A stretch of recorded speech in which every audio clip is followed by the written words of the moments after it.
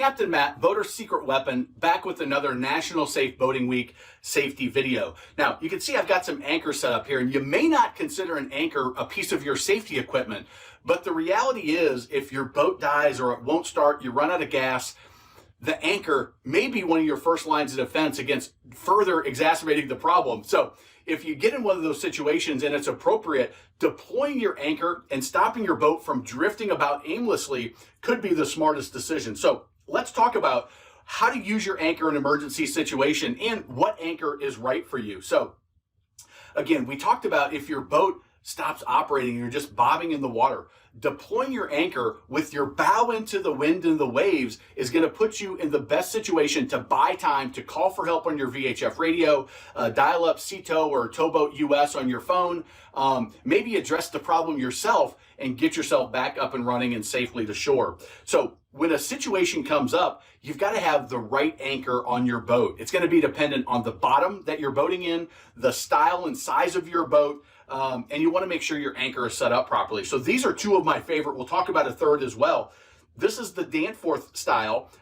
Fortress is a very popular brand that we have on the store. But this is a fluke style anchor that's going to dig in, and it's great for mud and sand and clay, and it's good for current as well because those flukes are going to dig deep into the ground and it's going to hold. When you have this style of anchor, you want to make sure that you're set up properly with a good 5-foot section or longer of chain. Now it could be this plastic coated or it could be the galvanized that we have hooked up that's shackled here to the shank of the anchor. Make sure you use a little stainless steel wire to tie that shackle good and tight so it doesn't come loose and you don't lose an expensive anchor. And you're going to take the other end and you're going to shackle that to your anchor rode. Now, that anchor rode, typically 100, 150 feet is kind of the minimum that you want. If you're boating in a much deeper area, Lake Cumberland, I know has some really deep areas, some others that you might want to get a little bit extra on your anchor rode. That's going to be dependent, but that setup and a lot of scope, leaving 3 to 5, in bad conditions, even 7 times the depth of the water, that much line out. So you've got a nice angle for those flukes to stay dug in, and that's going to allow you to hold nice and tight.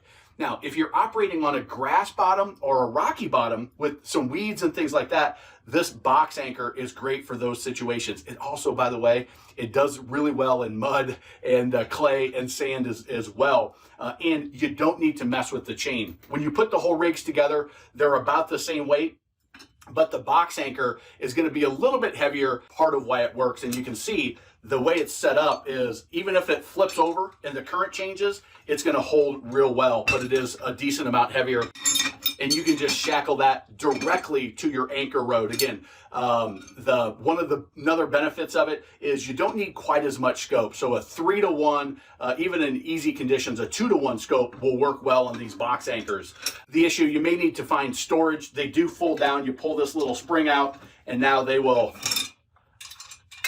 lay out flat like that. You just need to make sure that that storage is going to work for your boat, and then it just locks in place like that. So the box anchor could be a great option for you if you have storage for it and you kind of want that. It's not the traditional style like the fluke is, but it's a very effective and efficient anchor that has proven itself over the last 5-10 years. Now, if you have a boat with the windlass, you may want to go with a delta anchor, otherwise known as a plow anchor. Now, these look great. They can be a little more expensive if you go with the nice shiny stainless steel ones, but they are going to dig really, really well in. They're going to be great for weeds. They're going to be good for sand and mud. Not very good in a rocky condition. That plow is not going to be great in the rocks. But they also do well in current. Again, you need that scope out, so you need to go with the 3 to 1 in easy conditions, 5 to 7 to 1 as you get tougher. Really bad conditions, even 10 to 1 is going to have a good hold, and you need to do the anchor chain with that as well. So what do you do if you get in a situation where you're dead in the water and you're like, oh crap, what are we going to do next? Well, first thing you want to do is you want to get your anchor out, make sure it's tied off on your boat, which it should always be, and then you can set it down in the water. You don't want to throw your anchor out because what can happen is it can get tangled up in the chain, it can get tangled up in the rode, and it can make it not set properly. So just set it in the water and then play the line out, get the right scope, the right amount of line so you've got that right angle so it can hold well, And that's going to keep you from running aground, avoiding a collision. Tie it off your bow so you keep that bow into the wind, and now your boat's going to ride the rough wind and the waves, and you're going to be nice and safe. And now you're able to call for Mayday. Now you're able to call Seatow or Boat US. Now you're able to open that engine compartment, look at the battery, do the checks that you need to, and you've just bought yourself a lot of time. So yes, the anchors are great for sandbars and to anchoring out in a cove and to keeping you positioned well. But don't forget them in an emergency situation. And when you have the right one, it can really be the difference. And I've had this happen to me recently. I was out with a friend. The boat died at just, maybe a couple hundred yards from the marina. All we did, we deployed the anchor. It was a really windy and rough day. We deployed the anchor. We ended up just sitting there having lunch and a beer or two, fixing the problem, and we were able to get back to the marina safely without any issue. So keep these in good working condition, keep them set up properly, make sure that your shackles, that you have them wire tied on so they stay nice and tight, and you'll be in great shape. We'll see you in the next one.